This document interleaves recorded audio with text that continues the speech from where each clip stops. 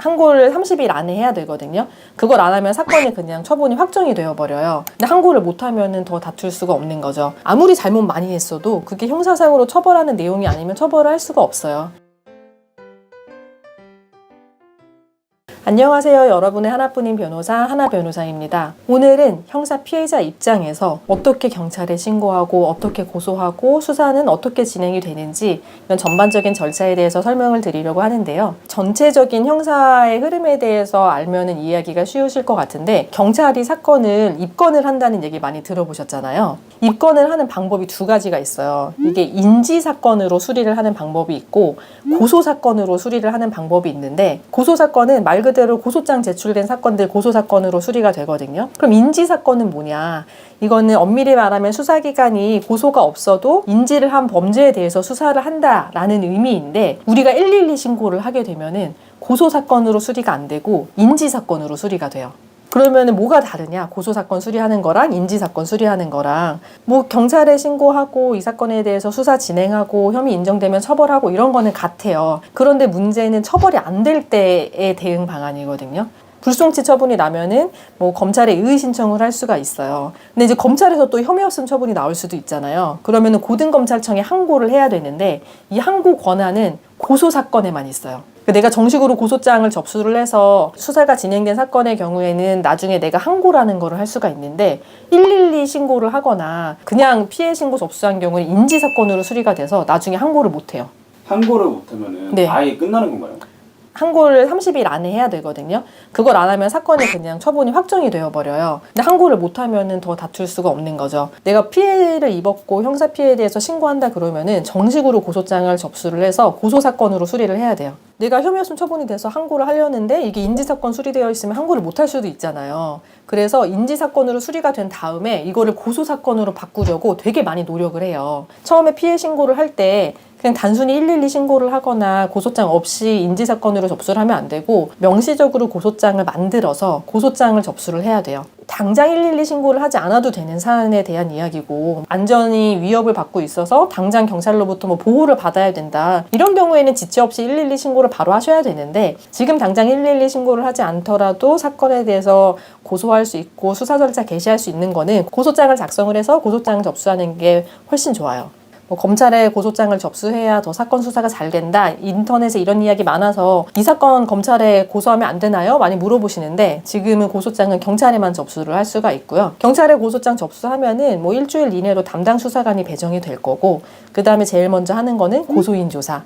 고소인 조사하고 뭐 참고인 조사할 거 있으면 참고인 조사하고, 객관적인 증거 수집할 게 있으면은 증거 수집하는 거 하고, 그 다음에 피의자 조사를 해요. 그래서 이제 지금 고소인 피해자 입장에서 보는 거니까, 만약에 사건이 검찰에 올라가면은 다시 이제 검사 처분을 기다리면 되고, 만약에 경찰이 불송치를 했다, 나는 고소했는데 경찰이 혐의 없음 판단을 했다, 그런 경우에는 의의 신청을 할 수 있어요.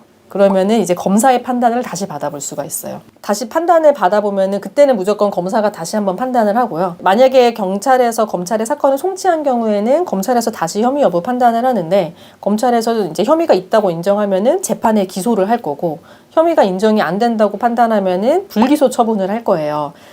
근데 만약에 네. 이제 한번 엎어져서 안 되면은 네. 의의 신청을 네. 언제까지 할 수가 있는 건가요? 의의 신청은 기간 제한이 없어요. 공소시효 내라면 언제든지 할 수 있어요. 불송치 처분이 되면은 바로 의의 신청하거나 몇 달 내에 의의 신청하는데, 몇 년 지나고 나서도 괴롭게 만들고 싶다, 이러한 목적으로 일부러 한 2, 3년 있다가 의의 신청하는 경우도 있어요. 독하네. 이 형사 피해자가 고소하면서 제일 원하는 거는 이제 크게 두 가지죠. 하나는 가해자가 중한 처벌을 받는 거고, 다른 하나는 내가 이 피해에 대해서 배상을 받는 건데, 이 피해 배상 받는 방법에 대해서는 제가 이전 영상에서 자세하게 설명을 드렸거든요. 그래서 그 영상을 참조하시면 될 것 같고, 피해자 입장에서 원하는 그 다른 목적, 가해자가 중한 처벌을 받게 하려면 어떻게 해야 되느냐, 기본으로 돌아가면 돼요. 고소를 잘하면 돼요. 고소장을 잘 쓰면 되고, 고소장에 내가 정확한 거를 주장을 하고 정확한 증거들을 제출을 하면 돼요. 이게 형사사건에서 수사를 하고 처벌을 한다는 게 그 사람이 얼마나 도덕적으로 잘못됐는가, 이거를 판단하는 거는 아니거든요.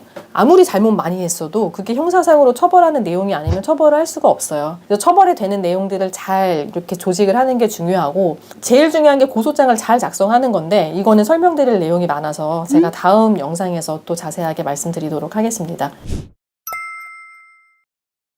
안녕하세요. 여러분의 하나뿐인 변호사 하나변호사입니다. 지난 영상에서 피해자들이 어떻게 신고하고 고소하는지 설명을 드렸는데 제가 영상 말미에 고소장 작성하는 방법에서는 더 자세하게 설명을 드린다고 했었어요. 그래서 오늘은 고소장 어떻게 작성하는지 그거를 설명드리려고 합니다. 그래서 형식적인 거에 대해서 먼저 설명을 드리면 일단 고소장에 어떠한 내용이 들어가야 하느냐 하면은 고소하는 사람의 인적사항, 그리고 고소당하는 사람의 인적사항, 그리고 내가 어떠한 죄명으로 고소하는지, 그리고 이거를 고소장을 어디에 제출해야 되는지 이런 내용들이거든요. 그래서 고소인 인적사항은 쉽게 작성을 할 수가 있을 거고 이제 고소당하는 사람의 인적사항에 대해서는 내가 아는 것만 쓰면 돼요. 만약에 다 알고 있으면은 이름이랑 주민번호, 주소, 핸드폰 번호 이 네 가지를 보통 기재를 하는데 이 중에 모르는 게 있으면 모르는 거 그냥 빼고 써도 돼요. 만약에 내가 고소하려는 사람이 이름도 모른다. 온라인상에서 알게 됐는데 뭐 아이디나 게임 뭐 닉네임만 안다. 그러면은 어떠한 서비스에서 만난 또는 어떠한 게임에서 만난 누구고 그 사람 닉네임이 뭔지 아이디를 기재를 하면 되고요. 모르는 사람이 이렇게 탁 치고 갔어요. 그러면은 뭐라고 써야 되나요, 거기에? 상대방 인적사항 아예 모르는 경우에는 성명불상자라고 기재를 하면 돼요.